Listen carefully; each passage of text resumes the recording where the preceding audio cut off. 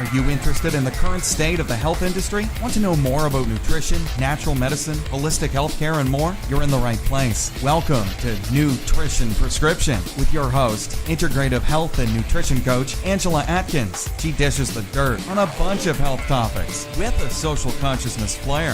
Here's Angela.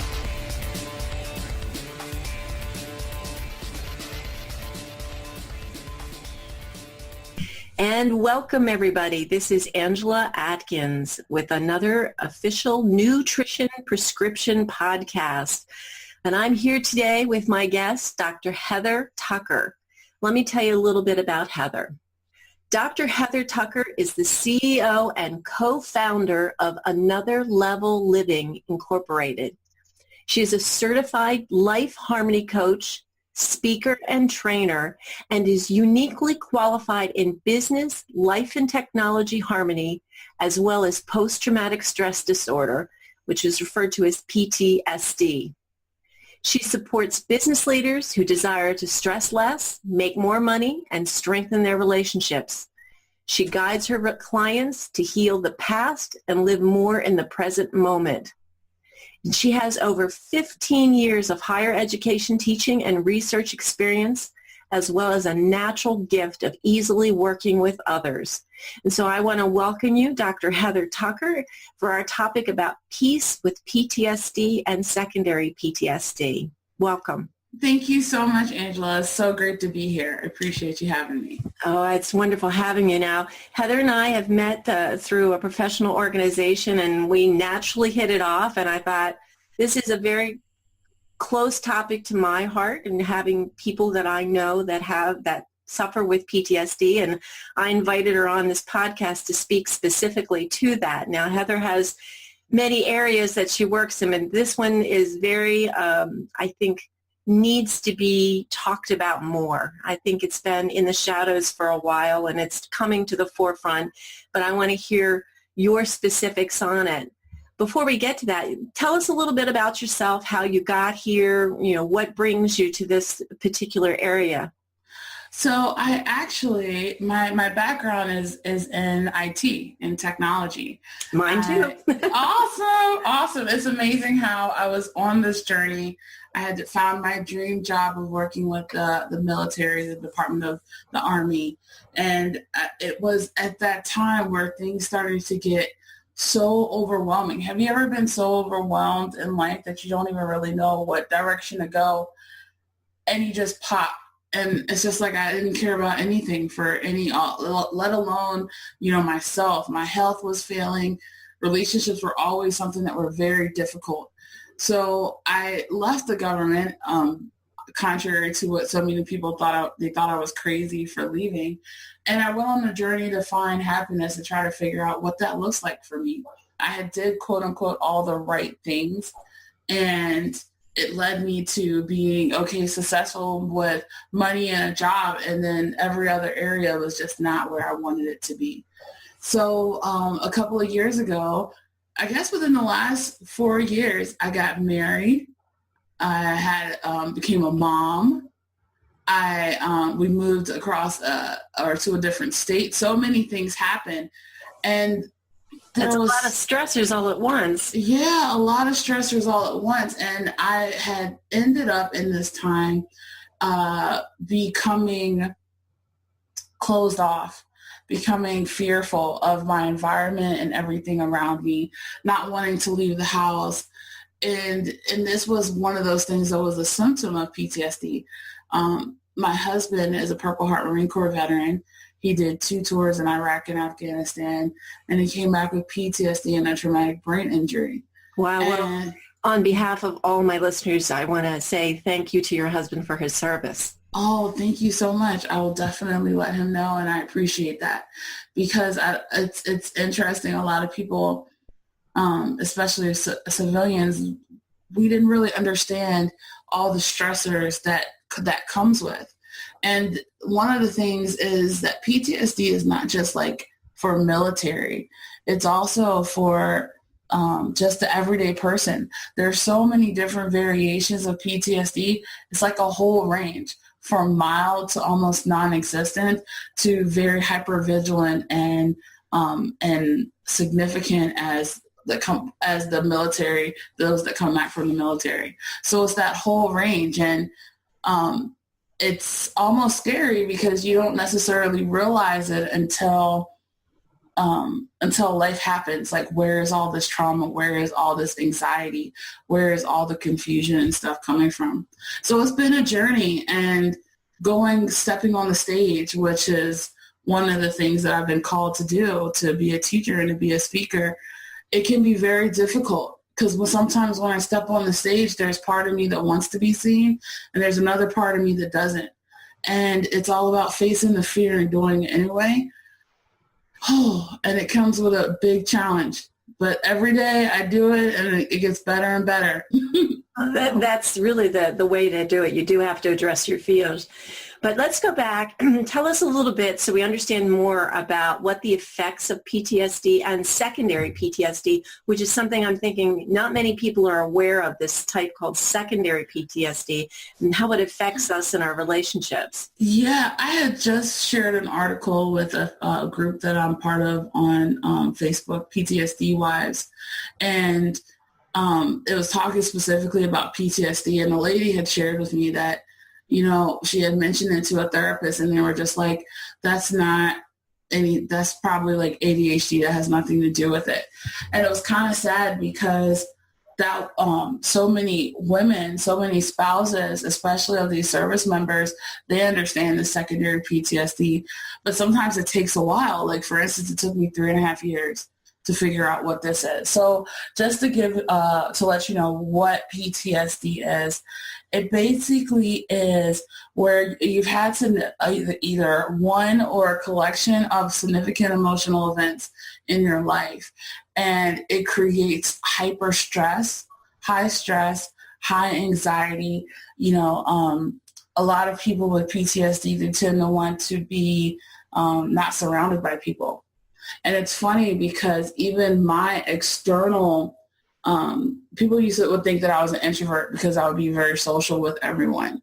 That actually, as I had figured on this journey, or had been on this journey, I realized was actually a defense mechanism. So therefore I could feel comfortable with the people who I'm around, and that way I won't have to feel so nervous and have that anxiety. It's putting on that outward face, putting on a mask. Exactly. And some of us, we can do it so easily.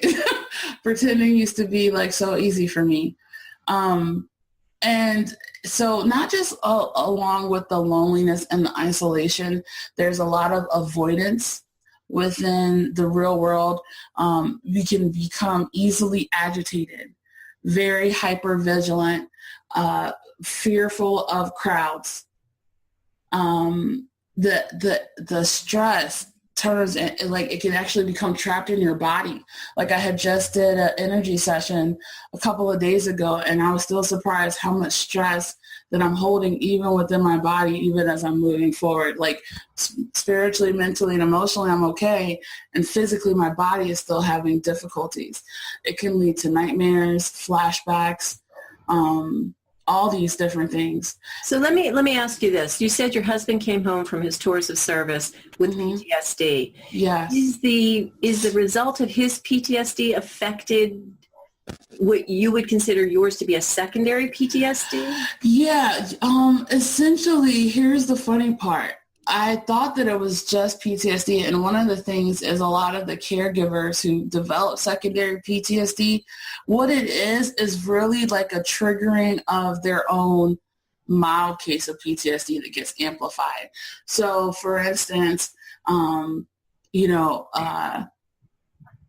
even in like ourselves, think about when you're in two things that impact your body, the first and foremost, your energy and your environment. And when the environment itself is fearful, it also creates the people who are in that environment to also have that fear and that stress. That's where the secondary PTSD comes from. But what's funny is that had I not had my own trauma when I was a child, I don't think that it would have, I don't know how it would have made it different. we're still trying to figure out all about what the secondary PTSD is. But so you're saying that trauma in your childhood could later then trigger the secondary PTSD. Yes, exactly. And that's what we found in a lot of the caregivers have had some sort of trauma, some sort of childhood trauma that gets amplified. See, we think that we can run from our past. The reality is our past is always still there with us, even if it's just in our body. So that's one of the reasons that causes sickness, causes so many different things, even in the physical body.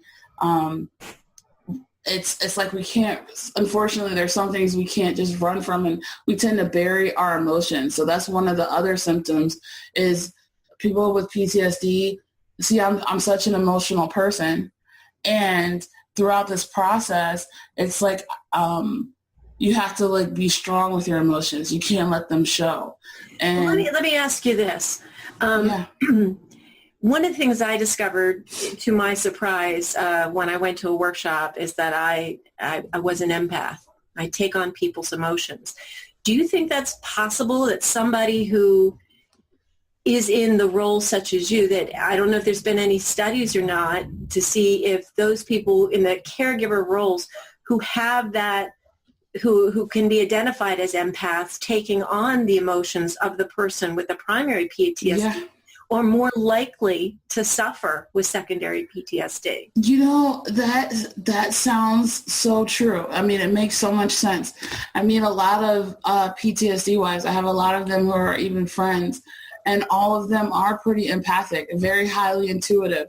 It's funny how, in the military, they teach you to suppress your emotions.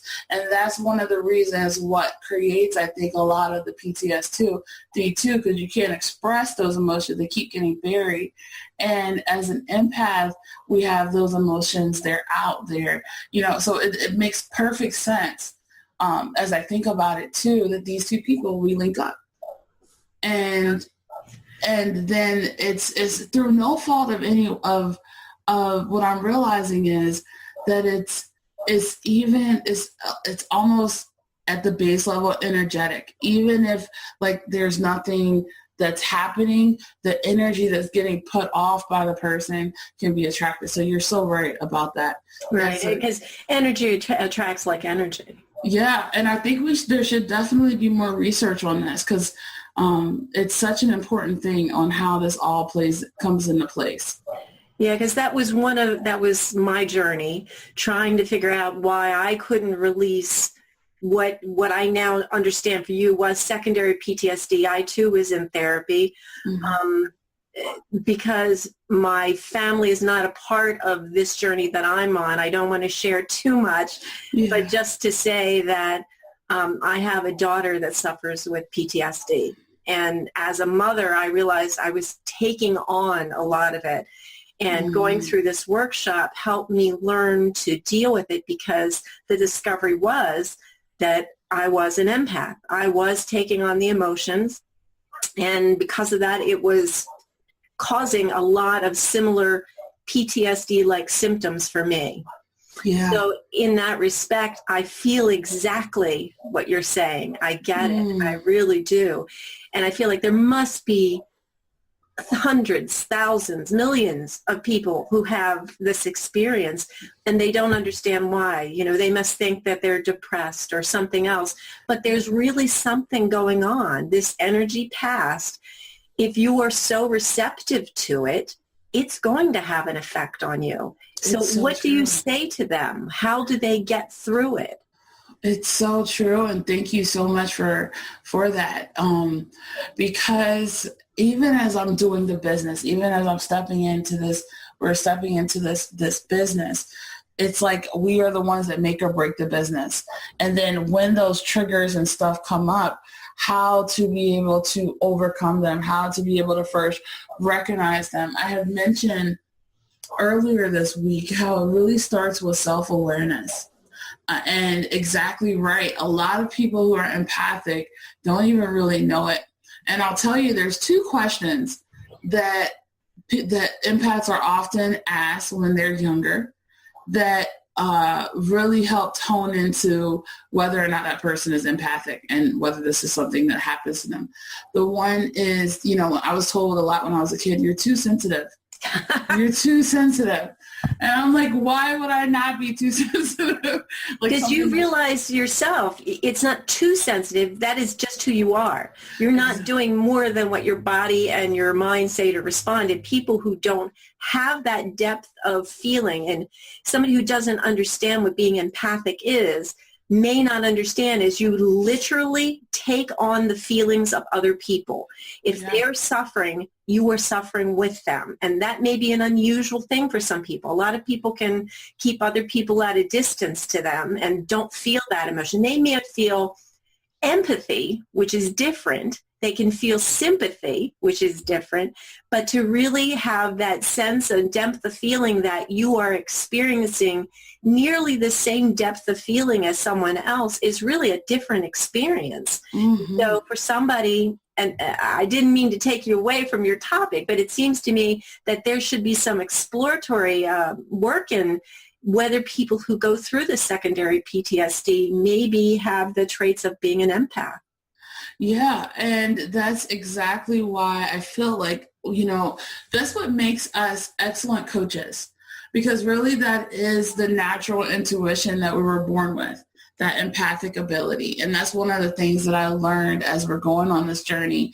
And so what I tell people and who are dealing with this very thing, secondary PTSD, is that self-awareness of what led up to even your feelings of the PTSD. It's almost like how to be able to heal the past, to be able to live in the present and really expand your vision for the future. Because when PTSD first started coming out, all they wanted to do was medicate it with pills, which actually sometimes makes the situation worse. And Hope said that there's never a cure for it. And I don't believe that there's ever going to be 100% cure for it. I feel like everything that we go through is something that we're supposed to learn from and to be able to move forward. And we can find more peace and harmony with it. It's just a layer, and it's a day-by-day process. I would also say that the caregivers have so oftentimes the biggest trauma because they feel so overwhelmed, so stressed out. Yes, they think it's like something wrong with them, and they're trying to hold it all together. And so it's almost like if I'm holding all this together, who's holding me together? And that's exactly one of the things we're doing. We're starting a PTSD lady support group. And one of the things that teaches communication mastery, how to strengthen the communication with yourself and other people, how to be able to protect and also share your energy and love. Because that was what was happening. My heart was so open and making sure that I wanted to take care of this person. And then it was like I lost myself in the process. And there's a harmony because the better I take care of myself, the more I'm able to better be there for my family. Exactly. So let's just back up 1 second. For those people who are not really sure about PTSD, can you tell us what the indicators are so we understand that we recognize somebody's actually dealing with it? So one of the biggest things is unwanted behaviors. People are not their behaviors, although a lot of times we want to think that they are. And if we look at what some of those unwanted behaviors look like, it can be so many things.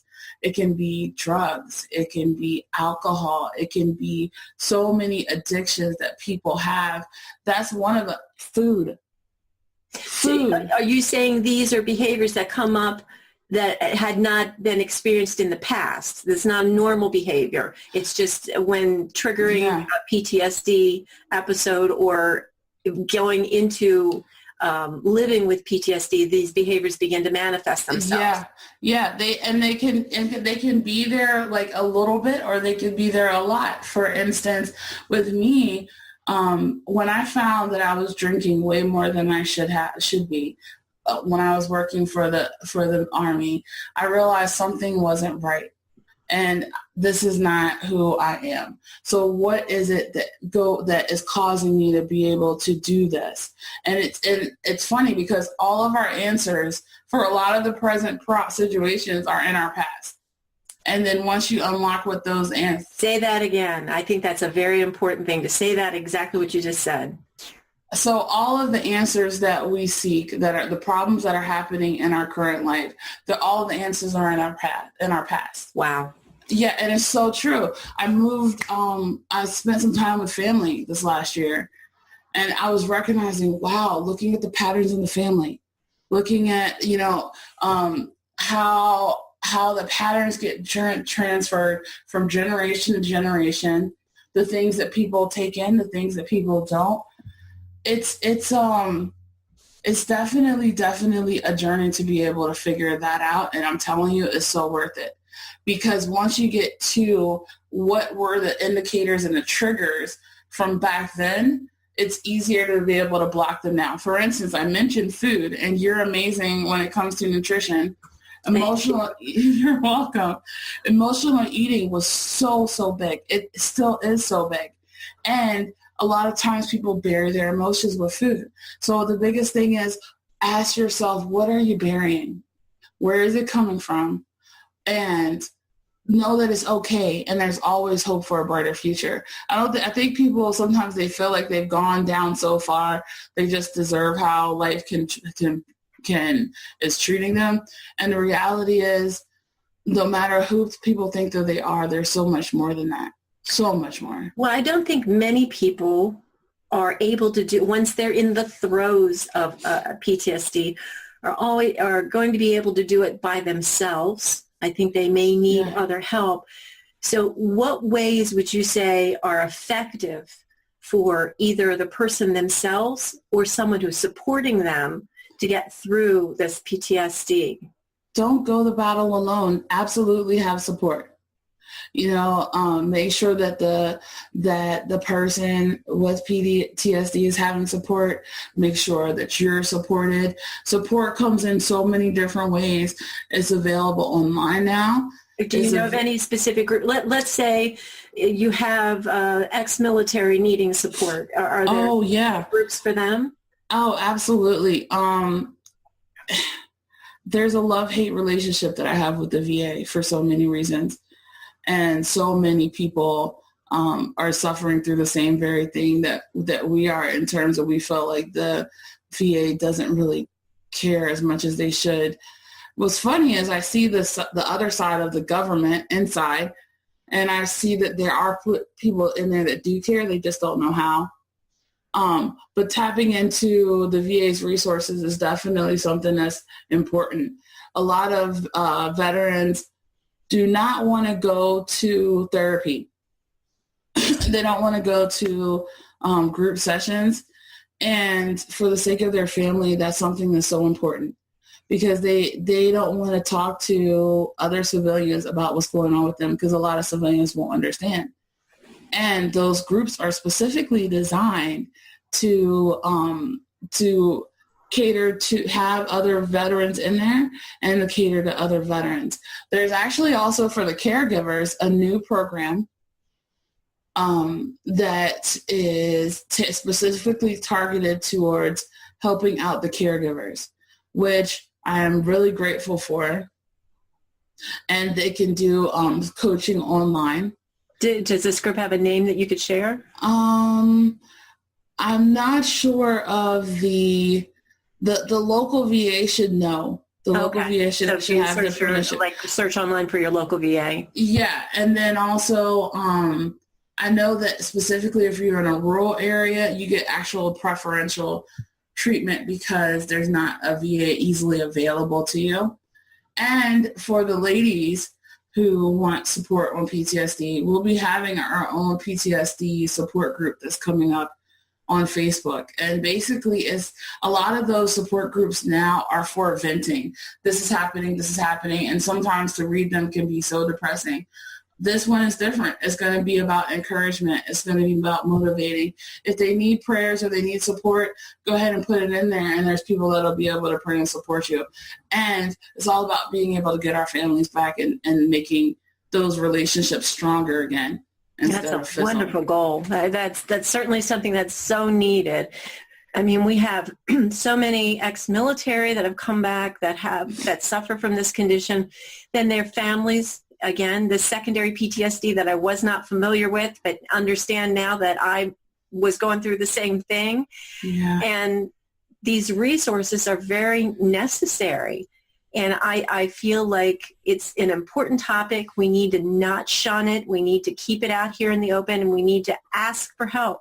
I think that's the biggest thing. If you think you need help, it's time to ask. It's not a sign of weakness. It shows that you respect yourself enough that you want to get better. You want your family to help to get better. You want everything to move forward. That's what you really want. Like, keep moving forward. Well, I will tell you this, the biggest thing that helped me, because even talking about this is not easy. Like, it's crazy. I almost asked myself a couple of days ago, do I really even want to talk about this? Mm-hmm. And to hold it in would be such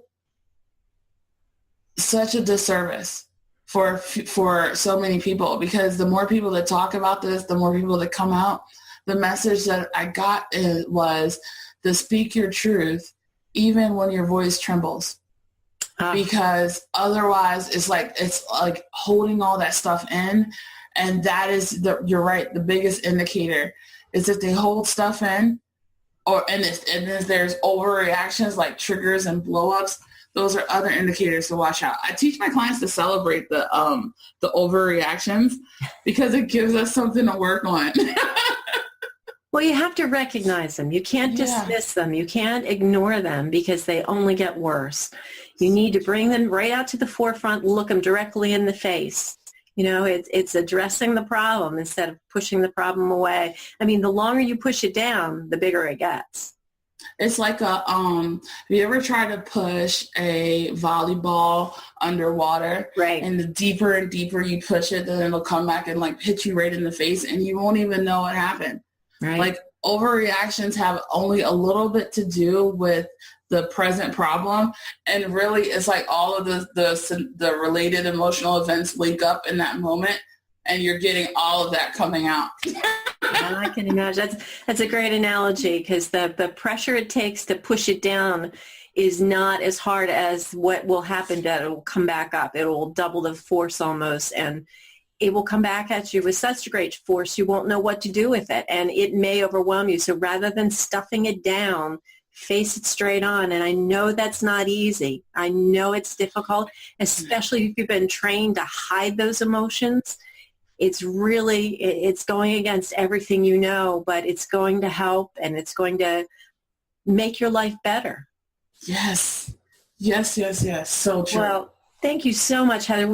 I can't believe we've gone through this time so quickly. Mm-hmm. Let us know how we can keep up with you. How can people get in touch with you, and where can they follow you? Well, definitely get connected with us via social media. I am on LinkedIn, Dr. Heather Tucker.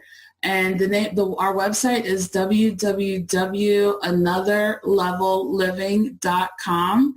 And we're also on Facebook and Twitter as well. And on Facebook, we're under Another Level Live, LIV. And that's for the business, life, and technology harmony side. And specifically on this side with the PTSD, I have Harmony with Dr. Heather, and that's just a piece with PTSD. You just put that into Facebook, and we'll be right there. Awesome. So, I encourage people, not only those who are suffering with PTSD, but those who know of others that are suffering, because you can be the one to reach out to them. You can be the one that facilitates their finding wellness, finding wholeness, finding harmony, like Dr. Heather says. So I thank you so much, Heather. Again, it's wonderful talking to you. I really appreciate you, and I appreciate all that you're doing. Thank you so much. I really appreciate you too. And we're going to keep doing it, saving a life one by one. Exactly. So I want to thank everyone for joining us today for another episode of Nutrition Prescription.